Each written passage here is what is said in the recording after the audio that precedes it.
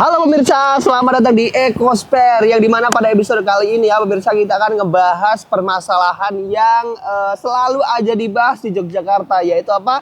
Betul banget, masalah sampah. So, lebih baik ikutin aja perjalananku selama beberapa menit ke depan ke beberapa tempat di Yogyakarta yang berhubungan dengan sampah. Jadi, let's go! Ya, nah pemirsa, lonjakan sampah di Yogyakarta ini kian lama kian mengkhawatirkan ya. Apalagi hal tersebut dapat merusak dan juga mengancam ekosistem ataupun lingkungan di sekitarnya. Maka dari itu pemerintah dan masyarakat seharusnya bisa berkolaborasi untuk segera menciptakan solusi yang berkelanjutan.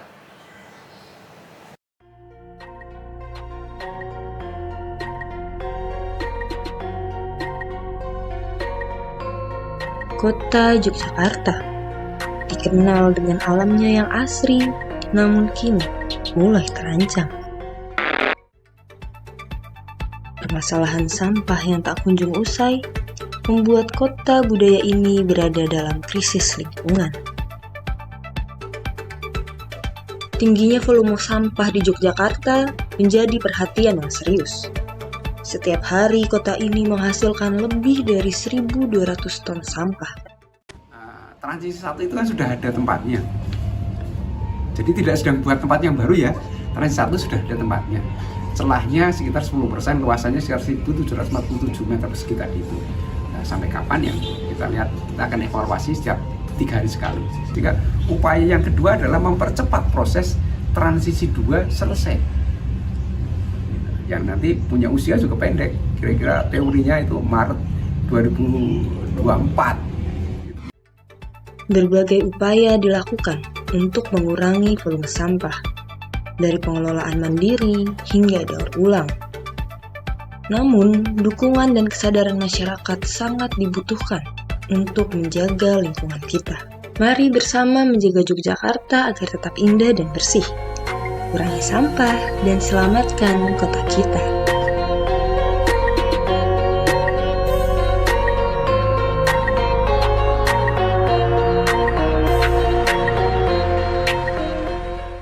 Nah, peliknya masalah sampah di Yogyakarta ini ya pemirsa, tentu saja tidak hanya menjadi PR dari pemerintah ya, namun PR dari masyarakat juga. Karena sangat diperlukan kesadaran dan juga gerakan bersama dari masyarakat untuk mewujudkan lingkungan yang bersih dan juga nyaman. Nah, sekelompok orang di Yogyakarta yang tergabung dalam komunitas Trash Hero Yogyakarta sedang mencoba untuk mewujudkannya.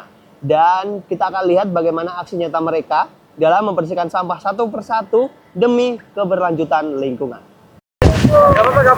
Nah teman-teman, di tengah masalah persampahan yang semakin lama semakin rumit ini ya, ada satu komunitas nih di Yogyakarta yang dengan ikhlas dan tulus membantu sedikit demi sedikit lah membersihkan Yogyakarta dari sampah. Inilah Trash Hero Yogyakarta. Trash Hero Yogyakarta adalah komunitas yang bergerak dalam isu lingkungan dan sampah di Yogyakarta. Komunitas ini melakukan berbagai kegiatan seperti bersih-bersih sampah, kampanye, dan edukasi tentang pentingnya menjaga lingkungan.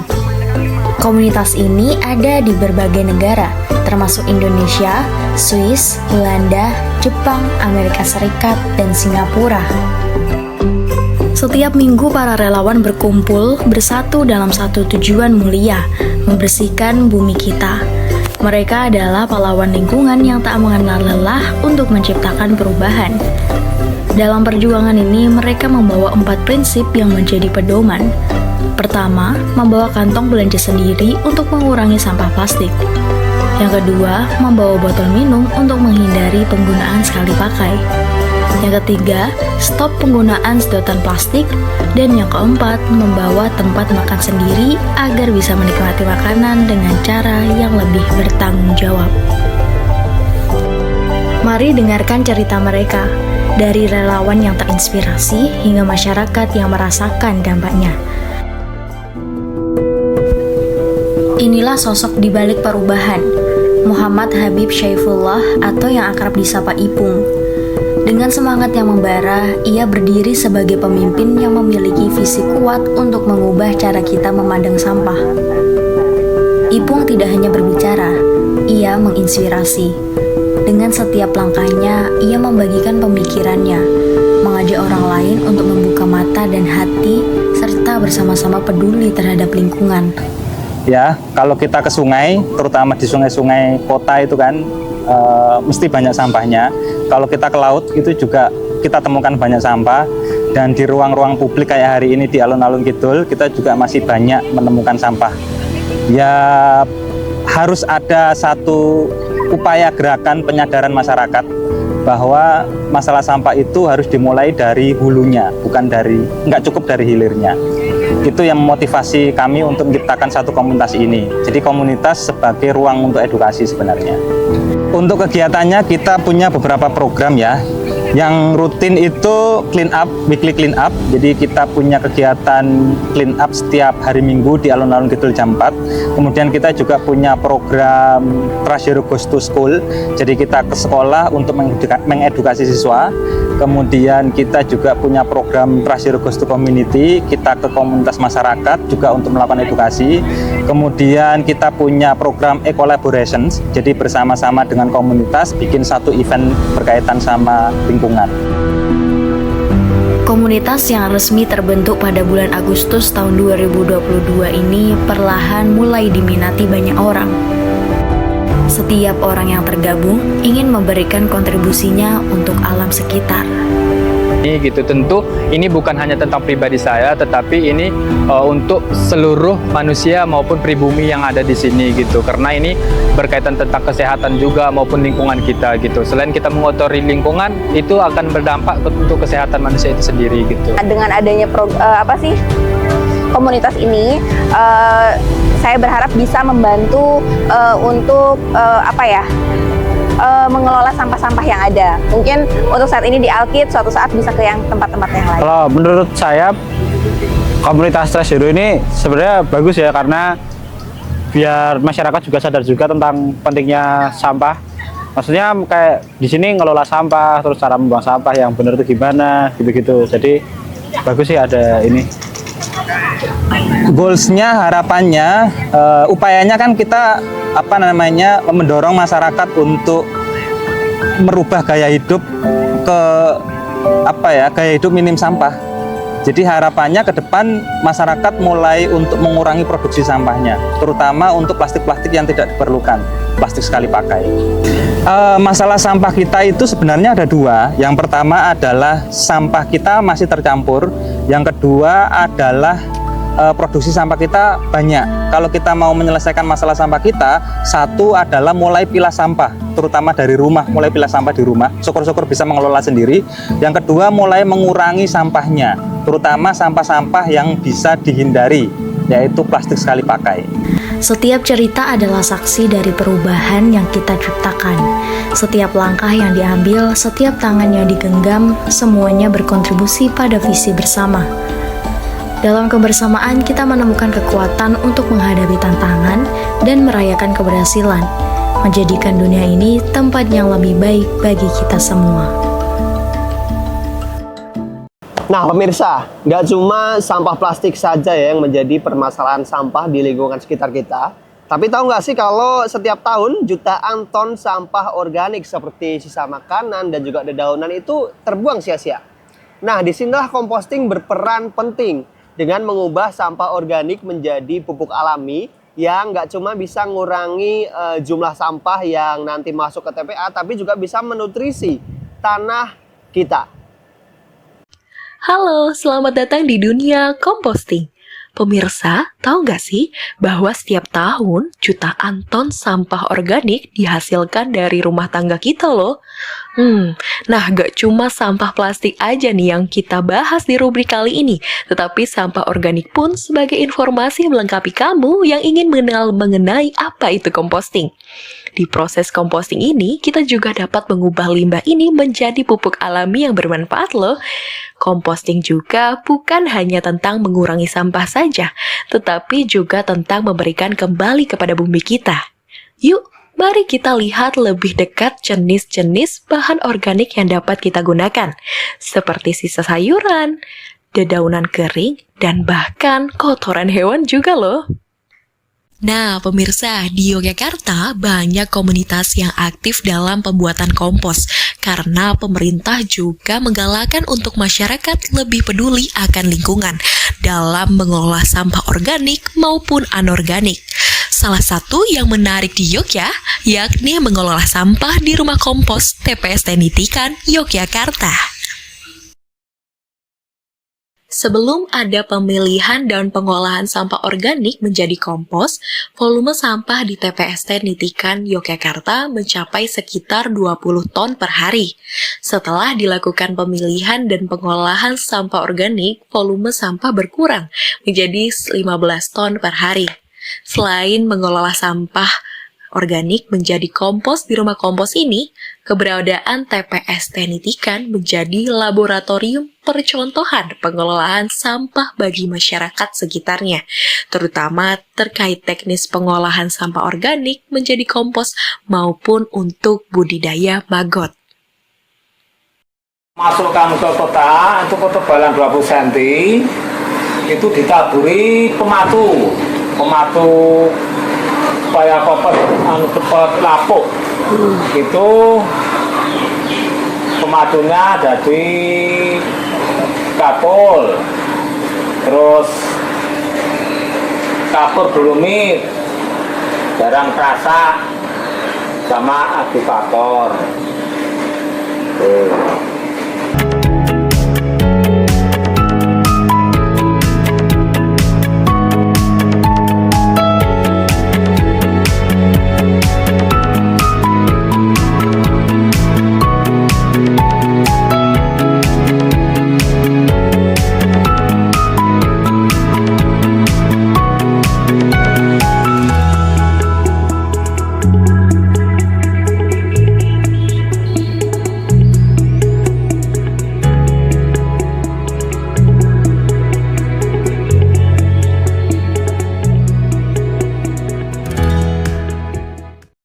Nah, pemirsa, bagi warga Jogja yang mempunyai sampah organik maupun anorganik, bisa langsung dikirimkan ke TPST Nitikan dengan sesuai jadwal yang sudah tertera di sini. Tadi kita udah bahas nih apa itu composting dan cara bagaimana pengolahan sampah menjadi kompos. Nah, pemirsa, di era digital saat ini, inovasi juga terus berkembang. Bahkan banyak anak muda yang menciptakan aplikasi untuk membantu masyarakat dalam pengelolaan limbah. Salah satu contohnya adalah aplikasi yang dikembangkan oleh tim PKM UNY untuk membantu warga Gondolayu Lor. Aplikasi ini memudahkan pencatatan dan pengelolaan sampah secara efisien. Serta ada juga loh aplikasi Surplus namanya, yakni aplikasi food e-commerce yang menghubungkan penjual dengan pembeli makanan berlebih. Tujuannya untuk menyelamatkan makanan yang berpotensi terbuang sia-sia gitu aja. Nah, pembeli pun juga diuntungkan dengan mendapatkan harga yang lebih murah dan sudah mendapatkan makanan yang enak dan sehat, bukan makanan basi ya. Nah, yuk kita dengerin pendapat mereka tentang pentingnya teknologi dalam pengelolaan limbah sampah organik di restoran ataupun di rumah sendiri. Menurut aku sendiri sebenarnya itu udah cukup bagus ya, solusi yang tadi disebutin udah cukup bagus, dan aku berharap nggak cuma dari kayak hotel, restoran seperti itu aja yang bisa menggunakan, tapi juga warga-warga umum seperti ibu rumah tangga atau yang mungkin warung-warung kayak tukang bakso jalanan pun aku harap bisa pakai, karena daripada mubazir juga sih, itu menurut aku. Saya setuju jika pemerintah itu ada rencana untuk menjadikan sisa-sisa makanan ini menjadi pupuk kompos. Tapi di sini juga udah berlaku di kampung kita di wilayah Patran, itu ada salah satu warga yang punya ternak dan punya kolam ikan itu yang menerima sampah organik. Tapi kita memilah dulu sampah organik dan anorganik itu dibedakan tempatnya, dan sampah yang organik itu kita serahkan kepada pemilik peternakan itu. Saya setuju akan bahan makanan yang dijadikan limbah, karena itu selain tidak mencemari lingkungan, itu juga dapat menyuburkan tanah di lingkungan sekitar.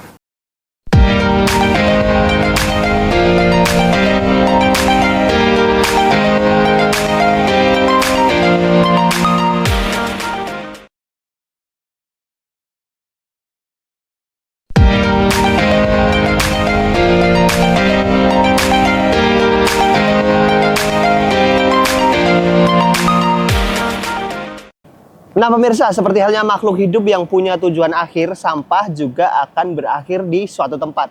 Kali ini kita akan bahas tempat berakhirnya sampah-sampah di Yogyakarta, yaitu di TPA Piungan yang berada di Dusun Ngablak, Desa Sitimulyo, Kecamatan Piungan.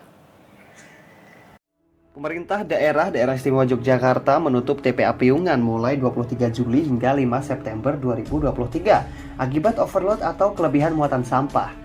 Dan keputusan itu pun menuai polemik hingga sempat terjadi penumpukan sampah di sejumlah titik di Yogyakarta. Namun sampai saat ini, dari informasi yang kami dapatkan langsung dari lokasi bahwa pertanggal 10 November kemarin, TPA Piungan masih belum beroperasi dengan normal. Nah teman-teman, kali ini kita udah berada di TPA Piungan. TPA Piungan ini tuh tepatnya ada di Dusun Ngablak, Desa atau Kelurahan Sitimulyo. Dan semenjak ditutup bisa dilihat di sini ternyata sekeliling area TPA Piungan ini udah dibangun pagar pembatas ya teman-teman. Dan bisa dilihat juga tumpukan sampahnya udah mulai hilang. Tapi walaupun demikian ya, sampai sekarang, sampai ini berapa ya? 10 November ya? Sampai 10 November TPA Piungan ini masih belum beroperasi atau masih tutup.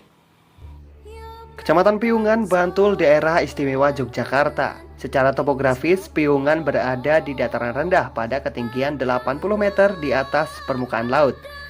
Sedangkan secara administratif, Piungan mempunyai 3 desa atau kelurahan, yaitu Sri Martani, Sri Mulyo, dan tempat berdirinya TPA Piungan, yaitu Sitimulyo. Berawal dari kebijakan Raja Hamengkubuwono IX yang sekaligus merupakan gubernur daerah istimewa Yogyakarta pada tahun 1946, dan juga perubahan sistem kerajaan negeri Ngayogyakarta Hadiningrat. Pada saat itu, pemerintahan suatu wilayah dipimpin oleh seorang bekel dan demang, kemudian melebur menjadi kelurahan. Dan sejak saat itu berdirilah Desa Sitimulyo, tepat pada hari Senin Pahing pada bulan Juli 1947.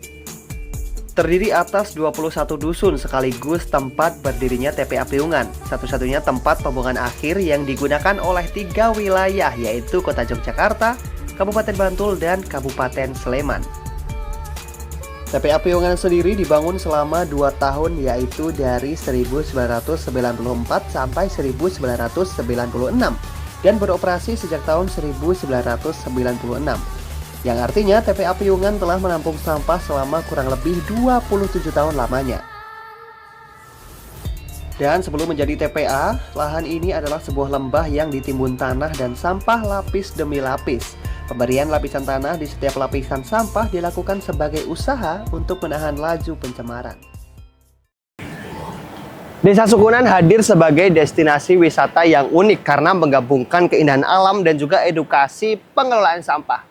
Nah, di sini juga pengunjung diajak untuk belajar bersama bagaimana mengubah sampah menjadi peluang ekonomi dan juga solusi masalah sampah berkelanjutan. Hai Sobat Eko, selamat datang di Desa Wisata Sukunan. Ada sebuah destinasi unik nih di Sleman, Yogyakarta yang menawarkan lebih dari sekedar pemandangan indah. Desa ini mengajak wisatawan untuk ikut serta dalam kegiatan edukatif dan ramah lingkungan. Salah satu daya tarik utama adalah program daur ulang sampah yang dijalankan oleh masyarakat setempat. Di sini, pengunjung bisa belajar langsung tentang pengolahan sampah dan dampaknya bagi lingkungan. Tidak hanya sekedar belajar, kegiatan-kegiatan yang ada di sini juga memberikan inspirasi tentang pentingnya menjaga kelestarian alam. Sebelum kita menjelajahi Desa Sukunan ini, yuk kita dengarkan apa sih yang melatar belakangi terbentuknya Desa Sukunan ini. Mari kita bahas bersama dengan Ibu Endah sebagai pengurus bendahara Desa Wisata Sukunan. Berawal dari sampah ya, jadi kenapa kita di kampung ini menjadi Desa Wisata Sukunan, itu memang berawal dari tentang sampah. Waktu tahun 97 kami masuk ke Sukunan. Di sini kami ditemukan tentang sampah, belum ada pelayanan sampah, jadi makanya kemudian kami berupaya mencari solusi untuk penanganan sampah kami sendiri. Jadi waktu itu saya dengan suami melakukan upaya untuk bagaimana menangani sampah secara mandiri, produktif, dan ramah lingkungan. Nah, waktu itu tahun 2002 kami belajar ke pemulung dari rumah ke rumah, ke TPS sampai ke TPA, mencari tahu sebenarnya sampah itu yang laku jual itu apa, yang tidak laku jual apa. Setelah tahu, oh sampah laku jual itu ini, makanya kemudian kami mencoba untuk sampah yang laku jual kita pilahkan sendiri. Kemudian untuk sampah yang tidak laku jual tetapi bisa dibuat kerajinan, akhirnya kami buat kerajinan. Kemudian untuk sampah yang tidak laku jual dan tidak bisa diolah, itu kami mencoba untuk mengurangi dan mengganti. Nah, dari situ kemudian sampah organik juga kita tangani untuk menjadi kompos dan berbagai macam cara untuk pengomposannya. Nah, itu kemudian setelah kami bisa, akhirnya kami tularkan ke masyarakat. Lalu ada nih kegiatan rutin yang dilakukan di desa Sukunan ini, seperti gotong royong yang dilakukan setiap 2 bulan sekali, di mana akan dilakukan per kelompok untuk melakukan pemilahan sampah. Lalu saat sudah dilakukannya pemilihan sampah, akan dilakukan penjualan sampah.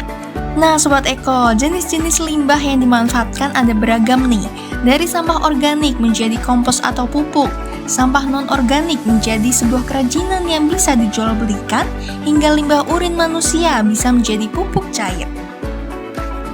Wisatawan juga bisa menemukan berbagai kerajinan tangan hasil daur ulang yang dibuat oleh warga desa Sukunan nih Sobat Eko. Kerajinan ini bukan hanya unik sebagai oleh-oleh, tetapi juga mencerminkan semangat kreatif masyarakat dalam memanfaatkan limbah menjadi sesuatu yang bernilai, dari kerajinan berbentuk tas, dompet, piring, hingga lukisan wajah manusia. Nah, gimana nih Sobat Eko? Menarik ya desa wisata Sukunan ini? Tempat yang sangat tepat bagi kamu yang ingin mendapatkan pengalaman wisata yang bermanfaat, edukatif, dan berkelanjutan. Yuk kita cintai alam kita dengan memanfaatkan limbah sampah menjadi sesuatu yang bermanfaat hingga menjadi nilai jual rupiah. Yuk. Nah, pemirsa, kali ini kita akan ngebahas tips-tips bagaimana caranya untuk mengurangi limbah atau sampah plastik di lingkungan sekitar kita. Dan pastinya tips ini akan sangat mudah untuk diterapkan di kehidupan sehari-hari. Dan sayangnya video atau tips kita di hari ini menjadi salah satu penutup perjumpaan kita. Dan pastikan pemirsa untuk tidak membuang sampah sembarangan, menjaga kenyamanan dan kebersihan lingkungan bersama. Bye-bye! Sampah plastik terus menumpuk di seluruh dunia, dengan lebih dari 8 juta ton plastik berakhir di lautan setiap tahunnya. Plastik membutuhkan waktu ratusan tahun untuk terurai, dan pecahannya yang disebut mikroplastik dapat mencemari tanah, air, dan bahkan rantai makanan kita. Jika dibiarkan, pada tahun 2050 mendatang populasi ikan akan lebih sedikit daripada plastik di laut, mengancam ekosistem dan kesehatan manusia. Untuk mencegah hal buruk itu terjadi, mari kita mengambil langkah sederhana untuk mengurangi limbah plastik seperti tips yang berikut.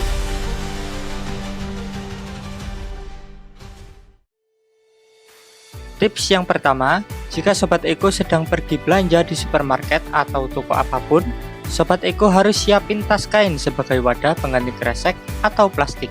Selain bisa mengurangi jumlah sampah plastik, tas kain ini juga sangat ramah lingkungan dan bisa dipakai berulang kali.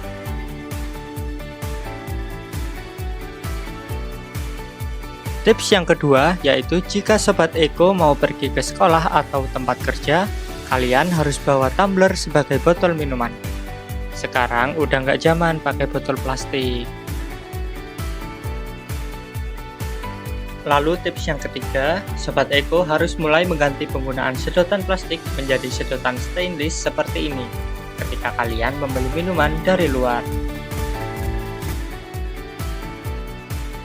Tips yang terakhir adalah Sobat Eko bisa menyulap sampah botol menjadi hiasan dinding seperti ini.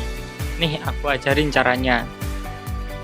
Yang pertama, Sobat Eko harus siapin botol kosong, gunting, benang, kantong plastik, dan solasi. Lalu gunting botol menjadi lingkaran kecil seperti bentuk gelang. Lalu siapin kantong plastik, dan gunting secara memanjang untuk membalut ke gelang botol plastik hingga tertutup secara merata.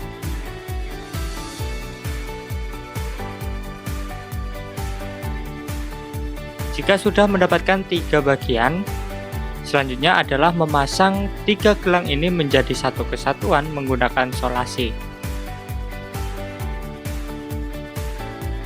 Untuk membuat benang yang digantung, Sobat Eko perlu menggunting kantong plastik berwarna lain secara memanjang.